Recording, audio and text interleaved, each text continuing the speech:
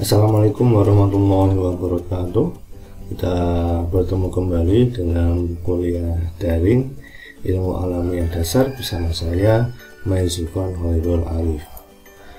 Alhamdulillah kita sudah memasuki pertemuan ke-7. Hari ini kita akan membahas makhluk hidup dalam ekosistem alami.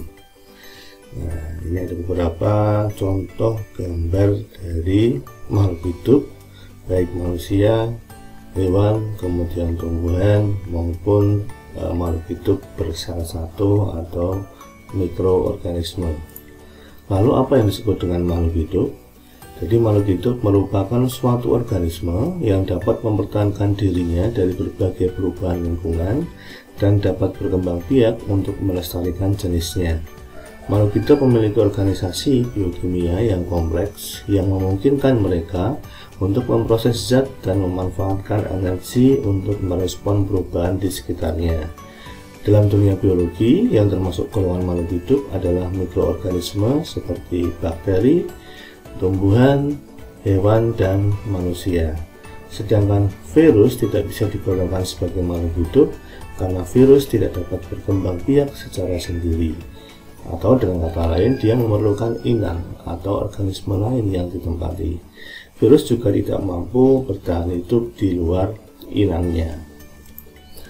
Nah, kemudian untuk ciri-cirinya, ada beberapa ciri-ciri dari makhluk hidup yang akan kita bahas. Yang pertama adalah bernapas, tumbuh dan bergerak, kemudian memerlukan makanan, iritabilitas, berkembang biak, dan beradaptasi. Baik, kita yang pertama yaitu bernapas. Semua makhluk hidup pasti bernapas. Di sini bernapas adalah proses mengambil udara oksigen O2 dari luar dan mengeluarkan udara lagi, yaitu dalam bentuk CO2, karbon dioksida dari dalam tubuh. Dimana kalau kita reaksikan C6H12O6 ditambah dengan 6O2, ini akan menjadi 6CO2 plus 6H2O dan energi. Jadi ketika kita bernapas, maka kita akan bereaksi, tubuh kita akan terjadi reaksi yang berkaitan dengan atau bereaksi dengan gula, sehingga kita bisa mendapatkan energi untuk beraktivitas. Oksigen diperlukan makhluk hidup dalam pembakaran makanan di tubuh dengan menghasilkan energi yang diperlukan tubuh yang disebut dengan oksidasi tubuh. Energi yang dihasilkan difungsikan untuk bergerak dan beraktivitas. Proses pernapasan makhluk hidup berbeda-beda, bergantung dari tempat hidup dan jenis makhluk hidupnya. Ciri yang kedua yaitu tumbuh dan bergerak. Makhluk hidup mengalami pertumbuhan dan perkembangan.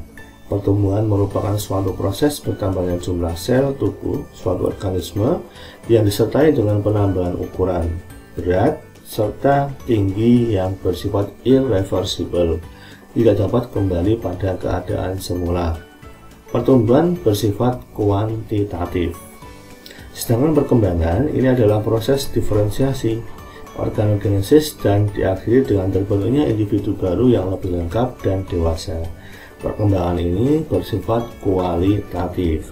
Jadi kalau kita dari bayi, kemudian anak-anak, kemudian remaja, terus dewasa, kalau kita lihat dari sisi mentalnya, kedewasaan kita itu merupakan perkembangan, lebih bersifat kualitatif.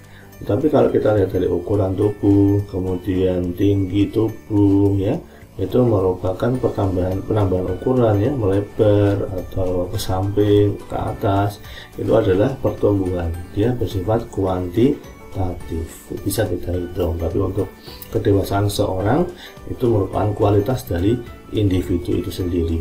Jadi itu perbedaan antara pertumbuhan dan perkembangan. Kemudian bergerak merupakan perpindahan posisi terhadap kerangka acuan tertentu. Jika dalam kita lihat dari sudut pandang fisika, ataupun salah satu merespon rangsangan dari luar, jadi dari sudut pandang biologi. Nah, itu yang disebut dengan bergerak. Manusia dan hewan memiliki alat gerak sehingga mampu bergerak secara aktif, sedangkan tumbuhan bergerak secara pasif tergantung dari rangsangannya. Jadi kalau hewan dan manusia kita bisa mengamati geraknya, tapi kalau tumbuhan memerlukan waktu yang lama untuk melihat bahwa tumbuhan itu dapat bergerak. Nah, di sini ada gambar yang menunjukkan perbedaan antara pertumbuhan dan perkembangan. Bisa kita lihat ya. Jadi kalau pertumbuhan, misalkan di sini ada biji kacang hijau, mungkin yang dulu waktu kalian SD ataupun SMP pernah mencoba di rumah. Awalnya dari biji, kemudian dia akan pecah, akan tumbuh semakin hari semakin tinggi dari tumbuhan tadi kacang hijau.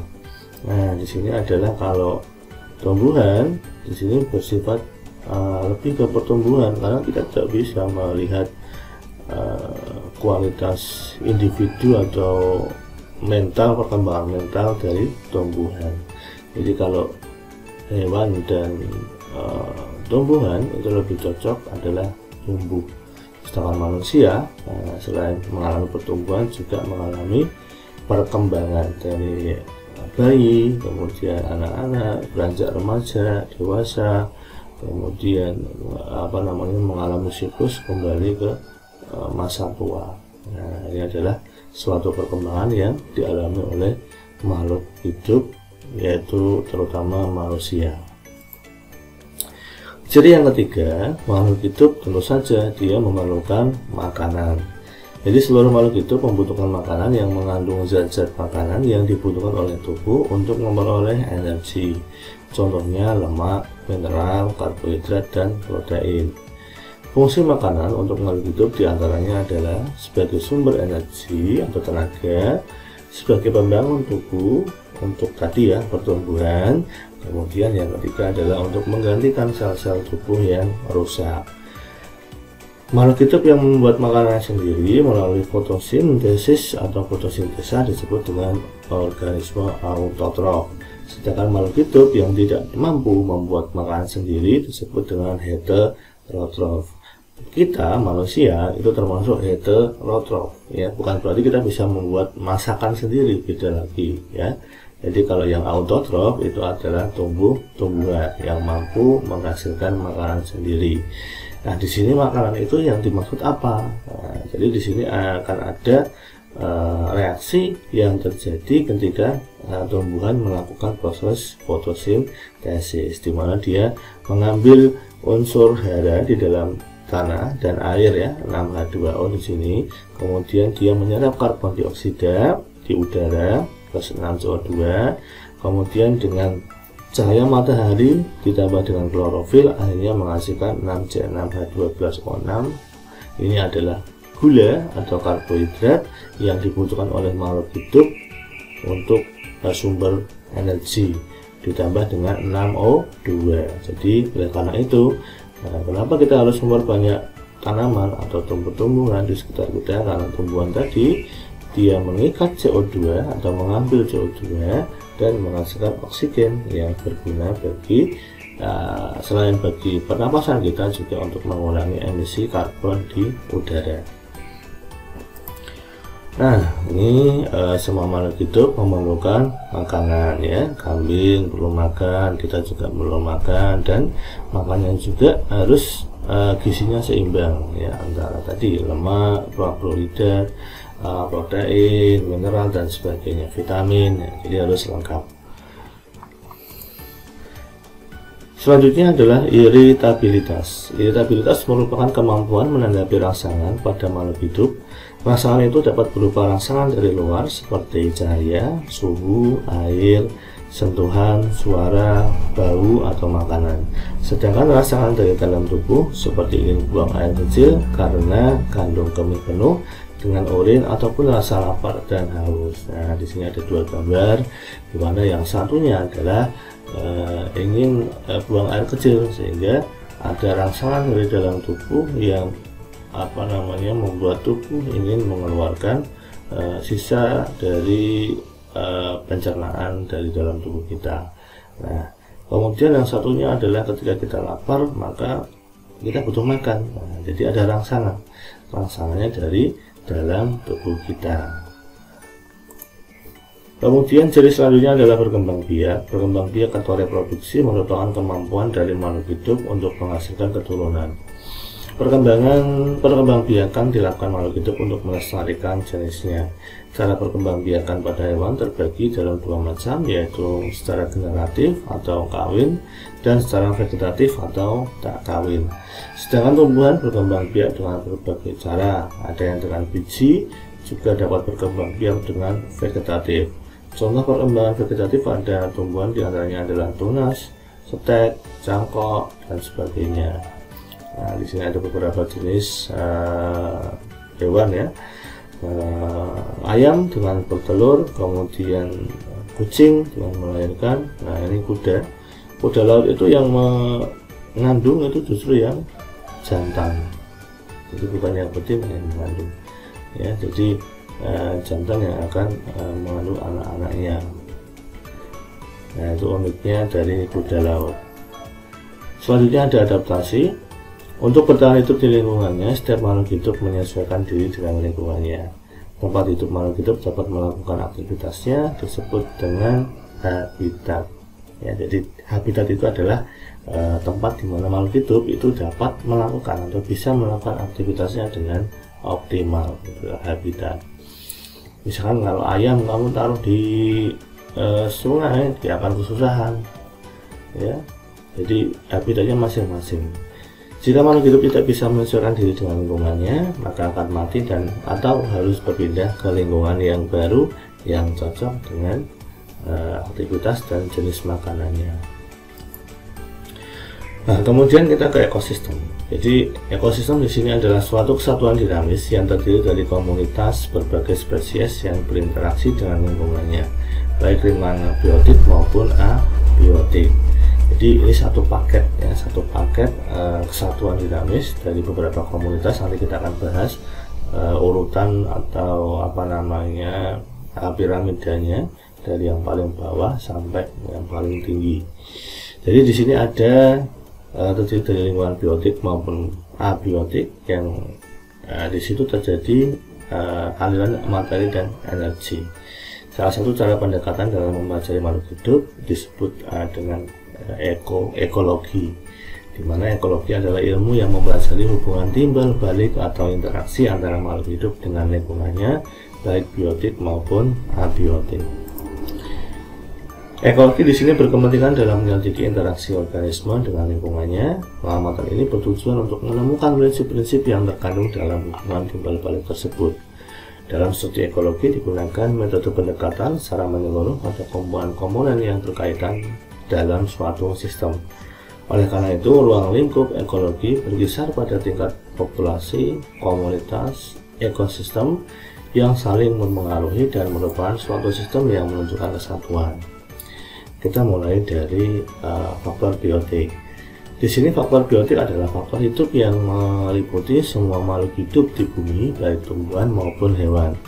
Dalam ekologi, tumbuhan berperan sebagai produsen, hewan berperan sebagai konsumen, dan mikroorganisme berperan sebagai dekomposer ataupun pengurai.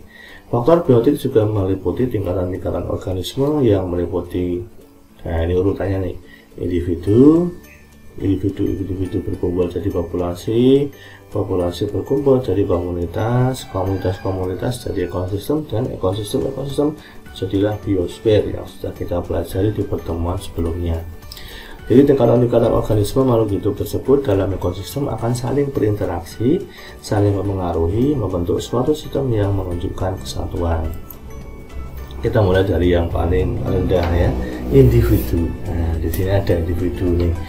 Nah, ada satu bayi, satu kucing, dan satu tanaman bakau. Jadi satu makhluk hidup yang Anda lihat itulah yang disebut dengan individu ya. Jadi individu itu satu. Individu selalu bersifat tunggal. Nah, di sini kenapa kalau ada bakau di daerah pesisir, nah, kemudian kucing diberikan penglihatan yang tajam dan indera penciuman yang tajam ketika kita makan ikan misalkan atau menggoreng ikan. Nah, karena di sini dia mengalami modifikasi ataupun adaptasi terhadap lingkungannya. Jadi ada bermacam-macam adaptasi makhluk hidup terhadap lingkungannya. Ada adaptasi morfologi, adaptasi fisiologi, dan adaptasi tingkah laku. Yang pertama adalah adaptasi morfologi. Adaptasi morfologi merupakan penyesuaian bentuk tubuh untuk kelangsungan hidupnya. Contoh dari adaptasi morfologi adalah gigi-gigi khusus pada hewan karnivora dan hewan pemamah biak. Amati saja di sekitar kita, kambing misalkan itu lebih banyak gerahamnya karena dibutuhkan untuk memamah biak,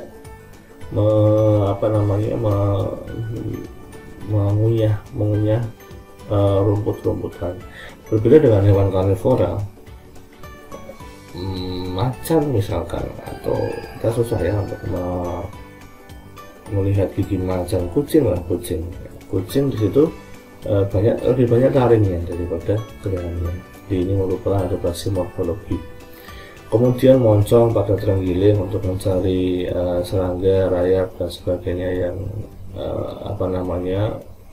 sembunyi-sembunyi. Kemudian pada burung bisa kita lihat dari paruh dan bentuk kakinya yang bermacam-macam. Kemudian daun, ada beberapa tumbuhan yang mengalami adaptasi, contohnya adalah tumbuhan kemakan serangga. Dan akar, tadi pohon bakau, pohon beringin ya. Jadi ini merupakan adaptasi morfologi untuk menyesuaikan dirinya dengan lingkungan. Nah, ini gambarnya salah satu yang mudah kita amati, yaitu bentuk kaki dan bentuk paruh pada burung sesuai dengan jenis makanannya dan hasil dari adaptasi burung tersebut terhadap lingkungannya. Bisa kita lihat misalkan bebek ya. Bebek memiliki kaki yang berselaput untuk berjalan di tempat yang becek, sehingga tekanan yang dihasilkan tidak terlalu besar dan dia tidak akan masuk jauh ke lumpur. Kemudian bentuk paruhnya juga digunakan untuk menyosor. Menyosor itu bahasa Indonesianya, untuk memakan ikan-ikan kecil maupun yang ada di perairan, terutama untuk bebek ya. Jadi contohnya seperti itu. Bangau dia punya kaki yang jenjang tinggi, kemudian ini untuk berdiri di rawa-rawa dan sebagainya ya. Banyak bisa kita amati. Elang ini punya kaki ya, bentuk kaki yang penuh dengan kuku yang tajam untuk mencengkram mangsanya, dan juga paruh yang tajam untuk mencapik-capik daging dari mangsanya. Nah, ini adalah contoh dari adaptasi morfologi. Kemudian ada adaptasi fisiologi, merupakan penyesuaian fungsi fisiologi tubuh untuk mempertahankan hidupnya. Contohnya adalah kelenjar bau yang dikeluarkan oleh musang. Jadi musang di sini mensekresikan bau busuk lewat tubuhnya untuk menghalau musuhnya. Kemudian kantong tinta pada cumi-cumi, dan mimikri, yaitu perubahan warna bunglon sesuai dengan tempatnya. Jadi ketika bunglon di pepohonan di bagian rantingnya misalkan, maka dia akan berwarna seperti ranting coklat seperti itu. Ketika di dedaunan, maka dia akan berwarna hijau menyerupai warna daun. Kemudian ada adaptasi tingkah laku. Adaptasi tingkah laku di sini merupakan adaptasi yang didasarkan pada tingkah laku. Contohnya adalah pada tupai Virginia, yaitu dia pura-pura tidur atau pura-pura mati. Dan ikan salmon ya, jadi sering kita lihat di TV-TV yang membahas alam ya, seperti National Geographic. Jadi migrasi ikan salmon. Jadi ikan salmon akan bermigrasi ketika musim bertelur tiba. Nah, ini contohnya. Jadi kalau tadi ada adaptasi fisiologi yang dilakukan oleh bunglon, dan yang bagian bawah di sini ada tupai Virginia yang pura-pura mati, dan ikan salmon yang bermigrasi untuk musim kawin atau musim bertelur. Nah, kemudian tadi individu-individu berkumpul menjadi satu populasi. Jadi populasi di sini adalah kumpulan individu sejenis yang hidup pada suatu daerah dan waktu tertentu yang disebut dengan populasi. Nah, kalau ada gambar di situ ada populasi manusia, ada populasi ayam, kemudian ada populasi sengon ya, yang banyak kita temukan di daerah kita. Jadi populasi berhubungan dengan individu, waktu, dan tempat. Suatu populasi dapat bertambah karena terjadinya kelahiran atau adanya pendatang yang masuk atau natalitas dan imigrasi, dan juga dapat berkurang karena terjadinya kematian atau mortalitas dan adanya perpindahan keluar ataupun emigrasi. Lokasi ditemukannya individu-individu tersebut pada suatu tempat disebut dengan distribusi populasi. Jumlah individu sejenis yang hidup di suatu tempat persatuan luas disebut dengan kepadatan populasi. Contohnya tentang konsep kepadatan populasi. Nah, ini contohnya ketika kita ada di kelas tatap muka ya. Jadi misalkan ada 44 mahasiswa S1 PBA per kelas, kita ada di ruangan kuliah di kampus Rawalako, itu kira-kira luasnya 56 meter persegi. Nah, jadi ada tinggal dibagi aja 1 meternya diisi berapa mahasiswa, ataupun kalau mau pohon 100 pohon mangga per hektar, 50 ekor ikan mas per meter persegi kolam ya, ataupun 200 kambing per hektar. Atau kalau manusia atau kepadatan manusia itu biasanya dinyatakan dalam 1 km persegi itu ada berapa warga. Nah, itu contoh dari kepadatan populasi. Jadi kepadatan populasi juga mempengaruhi komunitas atau ekosistem di samping jenis organismenya.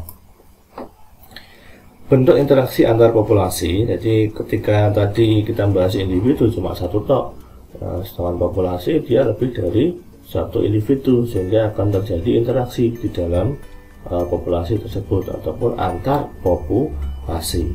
Yang pertama adalah predasi. Jadi jenis interaksi makan dan dimakan antara spesies memakan spesies lain atau memangsa sesama jenisnya, kanibal. Terjadi antara hewan ataupun herbivora dengan tumbuhan ya, jadi saling makan. Ular makan tikus, kemudian herbivora dengan tumbuhan, kambing makan rumput, sapi makan rumput. Nah, jadi ada proses atau peristiwa makan dan dimakan. Kemudian yang kedua adalah kompetisi. Kompetisi terjadi jika dua atau lebih populasi pada suatu wilayah memiliki kebutuhan hidup yang sama, sedangkan ketersediaan kebutuhan tersebut terbatas. Jadi misalkan kalau di yang muda itu di sawah, misalkan kalau di sawah udah terlalu banyak burung elang ya. Jadi misalkan ular dengan burung elang misalkan, dia akan berkompetisi untuk memangsa katak ataupun tikus yang ada di sawah. Jadi kompetisi antara dua populasi untuk memperebutkan terutama makanan yang karena jumlahnya terbatas. Yang ketiga ada simbiosis, hidup bersama antara dua spesies yang berbeda akan menghasilkan interaksi, bisa mutualisme, bisa komensalisme, bisa juga parasitisme. Kalau mutualisme itu dua-duanya saling menguntungkan, sedangkan komensalisme satu spesies yang diuntungkan, yang lainnya tidak dirugikan, tidak juga diuntungkan. Jadi impas. Nah, kalau parasitisme satu spesies yang diuntungkan, spesies lainnya dirugikan. Jadi ada yang untung, ada yang rugi. Itu adalah parasitisme. Nah, kemudian populasi-populasi berkumpul jadi satu menjadi komunitas. Komunitas adalah kumpulan populasi yang berada di suatu daerah yang sama dan saling berinteraksi. Contoh komunitas misalnya sawah disusun oleh bermacam-macam organisme, ada padi, belalang, bulu, burung, ular, dan gulma.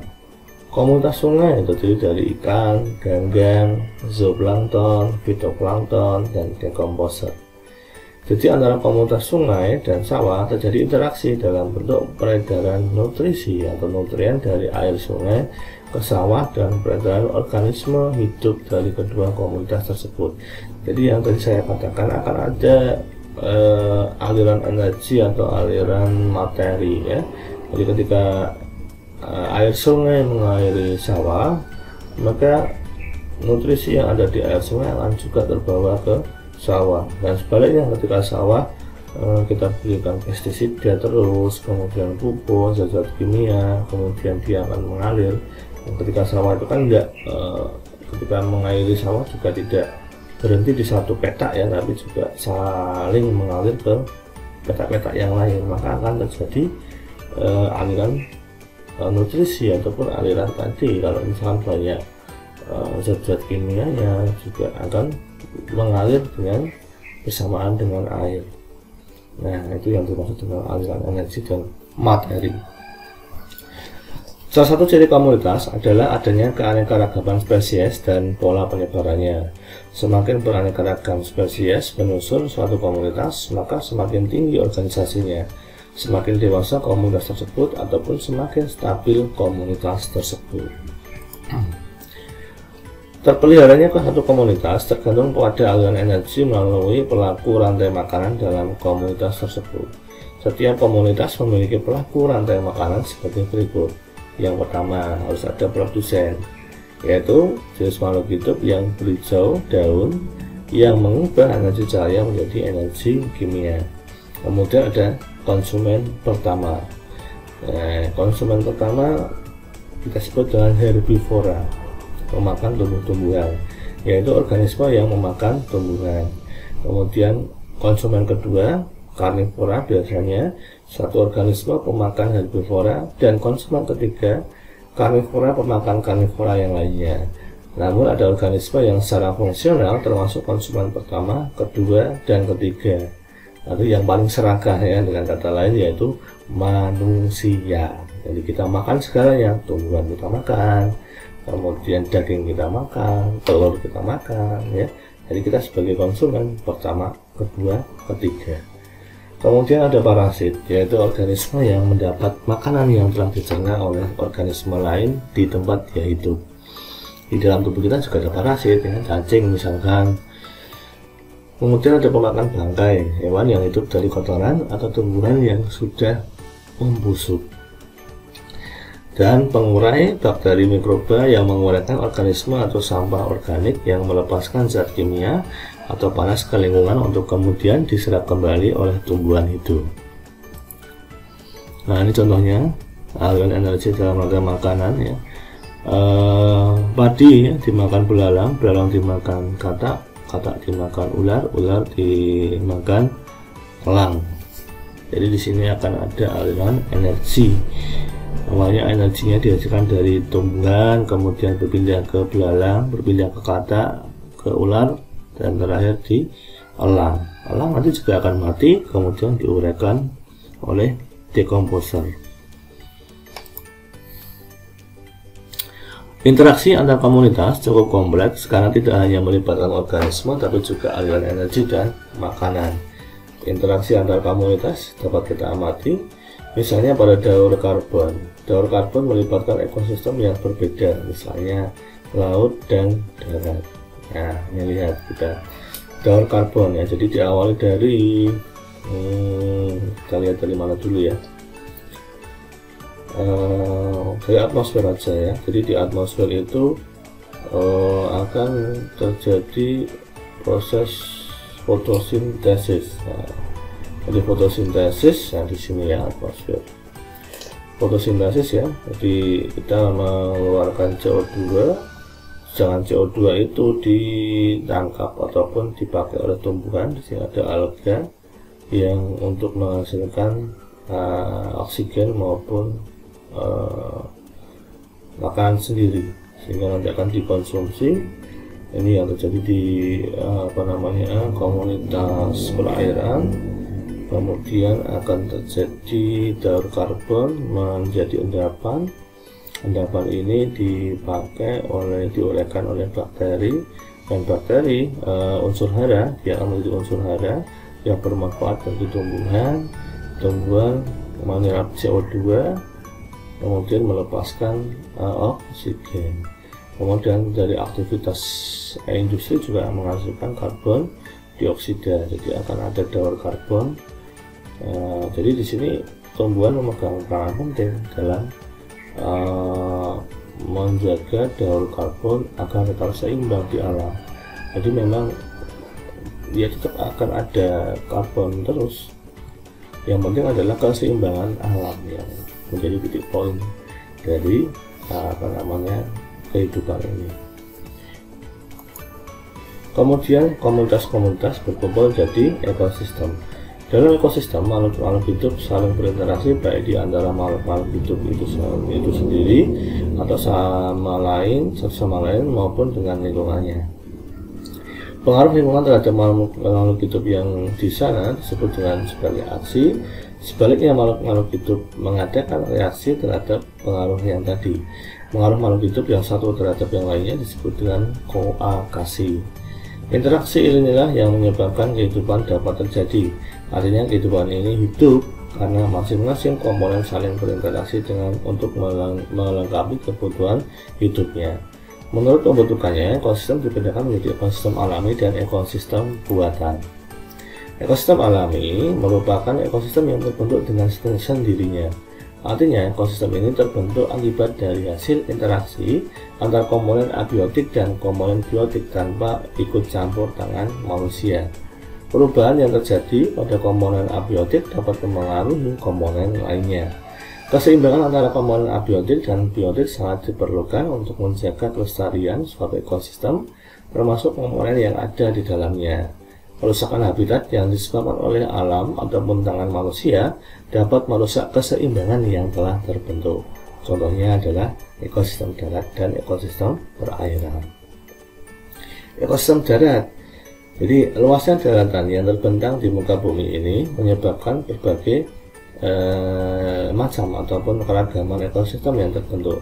Tiap ekosistem di bumi memiliki ciri khas sendiri-sendiri, oleh karena disebut dengan istilah bioma. Ya, adapun macam-macam bioma yang ada di bumi atau di muka bumi ini adalah ada bioma tundra, bioma yang terdapat di daerah kutub. Kemudian bioma gurun, bioma paling kering di antara bioma daratan yang ada di bumi. Kemudian ada bioma taiga, ini bioma yang didominasi oleh vegetasi tumbuhan pinus, cemara ataupun konifer. Dan bioma sabana dan stepan. Bioma sabana merupakan padang rumput dengan beberapa pepohonan, dan bioma stepa hanya didominasi oleh padang rumput tanpa pepohonan atau semak belukar. Ya, beda ya sabana sama stepa. Kemudian ada bioma hutan hujan tropis. Ini kita punya bioma yang paling kaya akan keragaman hayati dan terletak di daerah tropis. Jadi ini hanya ada di daerah-daerah tropis seperti Indonesia, di Kalimantan. Kemudian ada bioma hutan gugur, bioma yang terdapat di daratan sebagian Eropa, Amerika, dan Asia Timur. Bioma ini memiliki iklim sedang dengan curah hujan yang cukup tinggi. Saat musim dingin, hewan-hewan yang ada di bioma ini akan melakukan hibernasi. Adapun tumbuhan memiliki ciri khas akan menggugurkan daunnya saat musim kemarau datang. Nah, ini gambarannya bioma tundra ya, di daerah kutub ya, jadi penuh dengan salju. Kemudian bioma gurun, ini adalah gurun pasir. Kemudian bioma stepa, jadi tidak ada pepohonan ataupun semak belukar, jadi full padang rumput. Kemudian bioma sabana ini ada pepohonannya, Afrika banyaknya biasanya. Kemudian ini adalah hutan hujan tropis, Kalimantan ya, banyak kita punya. Dan bioma hutan gugur terutama di negara-negara 4 musim ya, yang mengalami musim gugur, musim semi, musim panas, musim dingin. Korea terutama yang sedang digandrungi dramanya ya, K-drama. Nah, ini adalah bioma taiga. Bioma taiga di sini adalah didominasi oleh vegetasi pinus ataupun cemara. Nah, itu adalah ekosistem darat tadi ya. Sekarang kita ke ekosistem perairan. Seperti halnya pada ekosistem darat, ekosistem perairan terbentuk karena interaksi antara komponen abiotik dengan komponen biotik. Perbedaan pencahayaan, kedalaman, dan lainnya menyebabkan keragaman ekosistem perairan di muka bumi. Adapun macam-macam ekosistem perairan di bumi meliputi ada ekosistem air tawar. Di sini memiliki suhu yang relatif lebih merata. Iklim sangat dipengaruhi oleh iklim daratan. Pencahayaannya relatif merata, kadar garamnya rendah. Dengan kondisi abiotik yang demikian, ekosistem ini dihuni oleh biota laut yang tidak toleran terhadap kadar garam yang tinggi. Wilayah ekosistem air tawar dibedakan menjadi zona litoral, zona limnetik, dan zona profundal. Nah, seperti ini gambarnya ya. Jadi zona litoral di situ adalah daerah dangkal, dekat dengan pesisir. Kalau kita lihat dari kontur daratan ya, daerah ini merupakan daerah yang terpapar cahaya sampai ke pangkal perairan. Oleh karena itu, daerah ini terdapat banyak fitoplankton. Jadi kalau yang masih terjangkau cahaya, maka di situ banyak tumbuhan-tumbuhan kecil ya, atau kita sebutnya dengan fitoplankton. Kemudian zona limnetik yaitu merupakan daerah yang terkena sedikit cahaya, dan zona profundal dasar perairan yang tidak ditembus oleh cahaya matahari. Kemudian yang kedua adalah ekosistem air laut. Berbeda dengan ekosistem air tawar, ekosistem air laut memiliki daerah yang lebih luas dan dalam. Selain itu, kadar garam pada ekosistem ini cukup tinggi. Adapun daerah pada ekosistem air laut dibedakan menjadi 4. Ya, ada zona litoral, yaitu daerah laut yang berbatasan dengan daratan. Kemudian zona retik, daerah laut yang memiliki kedalaman sampai 200 meter. Pada daerah ini paparan cahaya dapat menembus sampai batas wilayah, sehingga terdapat banyak alga ataupun produsen lainnya dan ikan-ikan pemakan alga. Kemudian ada brachial, ini adalah daerah laut dengan kedalaman antara 200 sampai 2000 meter. Daerah ini merupakan daerah remang-remang, karena cahaya tidak dapat menembus total daerah ini. Sedangkan abyssal adalah wilayah laut dalam. Wilayah ini gelap dan dingin. Di wilayah ini banyak ditemukan predator dan tidak ada produsen. Nah, seperti ini gambarannya ya. Dari kita lihat dari pantai, misalkan karena air laut, ekosistem air laut. Zona litoral di sini adalah berbatasan dengan daratan. Kemudian 200 meter pada kedalaman 200 meter itu adalah zona retik, dan 200 sampai 2000 meter itu adalah zona brachial. Lebih dari itu adalah zona abyssal yang tidak ada cahaya matahari. Kemudian ekosistem juga ada dua, ada ekosistem alami dan ekosistem buatan. Kalau tadi air tawar, air laut itu adalah ekosistem yang alami, sedangkan yang buatan ada bendungan ya, karena buatan manusia. Kemudian perkotaan itu termasuk dari ekosistem buatan. Nah, juga sama sawah. Nah, sawah itu juga termasuk buatan loh ya.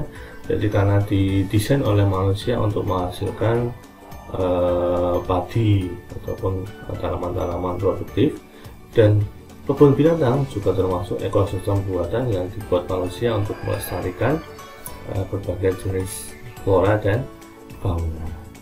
Jadi itu yang mungkin bisa saya sampaikan untuk pertemuan 7 ini. Sebelum kita ujian tengah semester, jika ada pertanyaan silakan disampaikan, bisa di komen ataupun di chat. Terima kasih atas perhatiannya. Wassalamualaikum warahmatullahi wabarakatuh.